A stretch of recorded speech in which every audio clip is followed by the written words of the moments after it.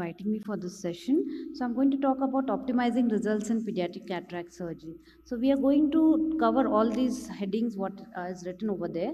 So basically, we all know that cataract is a leading cause of childhood blindness, and there are various causes for it. There could be genetic, there could be metabolic, there could be some kind of an insult during the pregnancy because of the maternal infections, or there could be idiopathic later on in idiopathic, or there could be a trauma later on in life.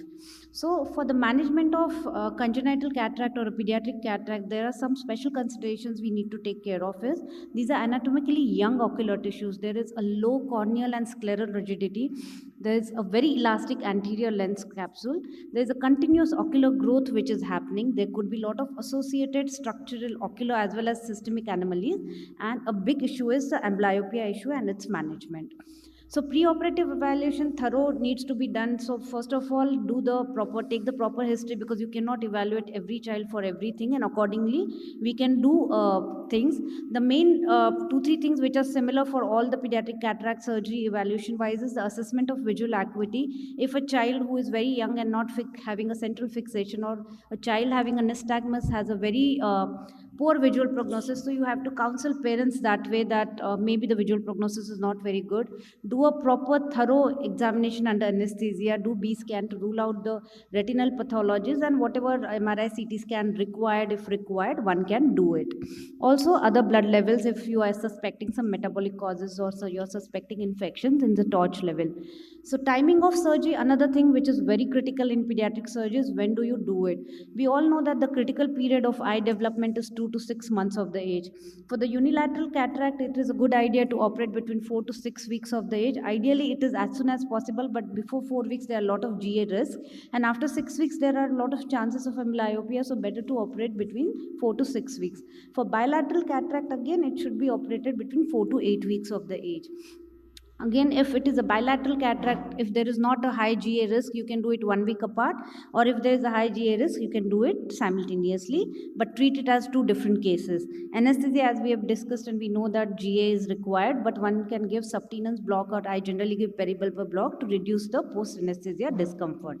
Now, the special considerations during surgeries, the surgery per se is not going to be different, because the nucleus is very, very soft, so you really do not require the phacoprobe also. Most of the time, you can just do the lens aspiration with irrigation and aspiration. The most important thing in pediatric cataract is whether you're going to do the PCCC and whether you're going to do the anterior vitrectomy, whether you're going to implant an IOL. That is the thing which we are going to consider. So incision superior is preferable, because it's protected by lid whenever the child is playing, or if some trauma happens, it is always a good idea, but it's not a must. Whenever we are talking about anterior capsular management, use the trypan blue, because it will reduce your little bit of elasticity also, and it gives you definitely a better view. Now, the direction of forces are very, very important while doing CCC, unlike adult cataract, where if this is a CCC flap, what I have drawn, and if you do the tangential force, your rexis is going to go out. So what we generally do in pediatric cataract is, because it is very highly elastic, this thing, your force should be centripetal, so you have to actually pull the flap towards the center, so that you will get a desired amount of rexis. Always plan a smaller rexis than what you wanted, and you will get a desired one. The rexis can be also done with the vitrectomy cutter, or you can do it a femtolasic also. But a study which has analyzed the pediatric rexis on a porcine model, they found that the most regular and stable edge is with the manual rexis. For the posterior capsulotomy, again, a child less than 6 years of age, or child even if it is more than 6 years of age, who has nystagmus or some mental retardation or mentally subnormal, where the yak cap would be difficult later on, it is a good idea to do posterior capsulotomy with a thorough anterior vitrectomy. The technique could be with forceps, with with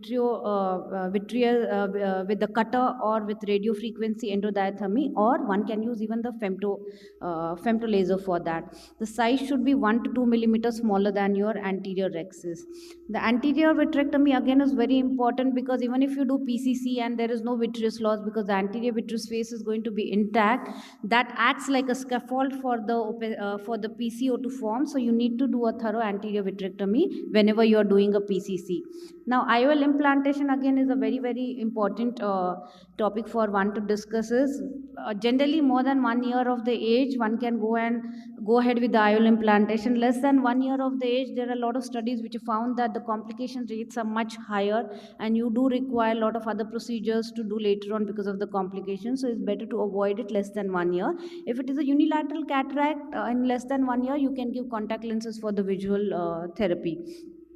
So in general, IOL can be implanted if the axial length is more than 17 millimeter and corneal diameter is more than 10 millimeter. The choice of IOL will be hydrophobic acrylic lens, which causes less posterior capsular opacification.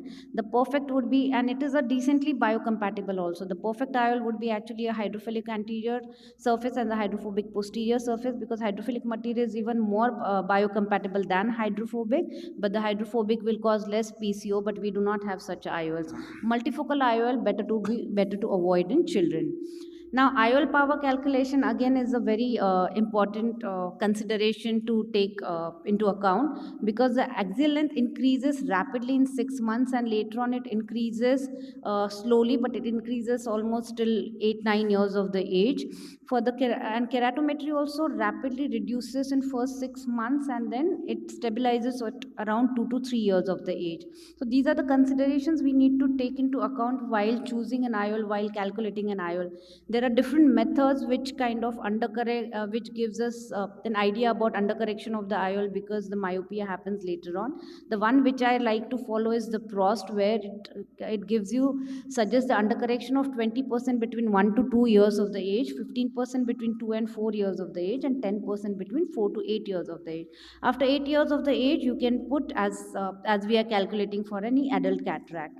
Also, you can do, if you don't want to do, is the for the correct this thing, intraoperative aphakic refraction and abrometry, and that way you can calculate it. By a lot of studies, they found that the SRK2 and Holiday 2 formula work best for children. Now, there could be a lot of complications which can happen with pediatric cataract surgeries, like glaucoma. The incidence is pretty high, 10 to 25%, because these are younger eyes. Sometimes they are microphthalmos. There's a lot of inflammation which happens later on. The visual axis opacity again is a big problem for us to tackle. And as we discussed, less than 6 years, that's the reason why we do PCC with anterior capsulotomy, posterior synec formation, and there is a chance of retinal detachment also. I'll just play this small video. So, I can't forward it, right? Okay. So, basically, this video will show how the anterior capsulotomy is done. And the other thing, what one needs to do is, after the PCC, either you can keep it in the bag, or the better method is to do the optic capture. You keep your haptics in the bag and put the optic behind through your posterior capsulotomy. That is what one needs to do it to do the optic capture. So optic capture will prevent your visual axis opacification, and also it will stabilize the lens pretty well. This is slightly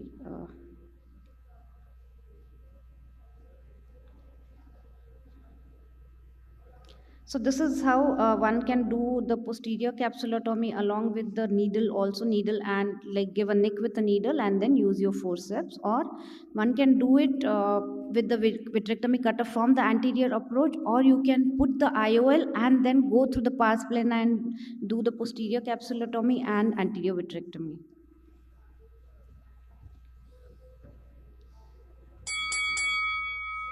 Yes, I'll just show the optic capture thing. So this is how, I'll just show you the photo of optic capture, because my video I cannot forward it.